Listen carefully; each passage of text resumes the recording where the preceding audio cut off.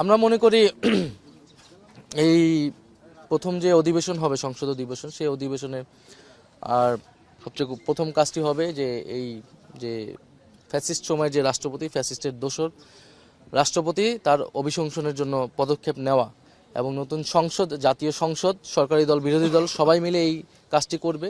কারণ ফ্যাসিবাদের বিরুদ্ধে আমাদের কিন্তু জাতীয় ঐক্য রয়েছে। আমরা মনে করি সেই জাতীয় ঐক্যের জায়গা থেকে এটা এখানে কোনো বিভেদ থাকবে না। এটা সরকারি দল, বিরোধী দল একত্রে এই উদ্যোগ নেবে এবং এই যেই রাষ্ট্রপতি শাহাবুদ্দিন চুপ্পু, সেই সময় রাজনৈতিক দলগুলো ঐক্যমতে আসতে পারেনি দেখে রাষ্ট্রপতি পরিবর্তন হয়নি। নাহলে কিন্তু অন্তর্বর্তী সময়েই রাষ্ট্রপতি পরিবর্তনের দাবি জনগণের পক্ষ থেকে ছিল। সেই সময় রাষ্ট্রের স্থিতিশীলতা, সাংবিধানিক শূন্যতা, অনেক কিছুর কথা বলে রাষ্ট্রপতিকে রেখে দেওয়া হয়েছে। এখন নতুন সরকার এসেছে, নতুন সংসদ তৈরি হয়েছে। তা আমরা মনে করি যে এই রাষ্ট্রপতির এখন চলে যাওয়াটা কেবলই সময়ের ব্যাপার। আমরা সবাই সেই সময়ের অপেক্ষা আছি।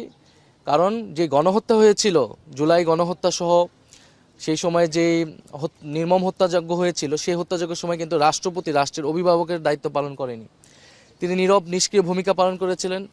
বৈষম্যবিরোধী ছাত্র আন্দোলনের পক্ষ থেকে কিন্তু কোটা সংস্কার দাবি নিয়ে আমরা রাষ্ট্রপতি ভবন পর্যন্ত গিয়েছিলাম, বঙ্গভবন পর্যন্ত গিয়েছিলাম। কিন্তু তার নীরব ভূমিকা, নিষ্ক্রিয়তার কারণে এই গণহত্যা সংঘটিত হয়েছে। ফলে এই গণহত্যার দায়ে তিনিও অভিযুক্ত এবং তার বিরুদ্ধে কিন্তু আর্থিক অনৈতিকতার অভিযোগ রয়েছে এর আগের থেকেই।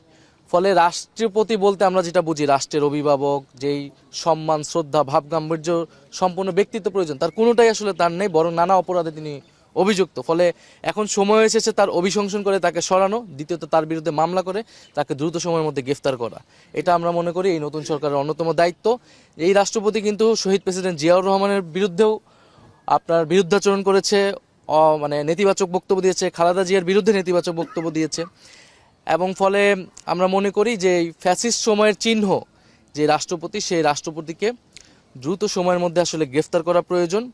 এবং তিনি যে ধরনের সাক্ষাৎকার দিয়েছেন সেটাও তো আসলে শপথ লঙ্ঘন হয়েছে। ফলে কোনোভাবেই আসলে এই রাষ্ট্রপতি আর এই দায়িত্বে, এই পদে থাকার আসলে যোগ্য নয়।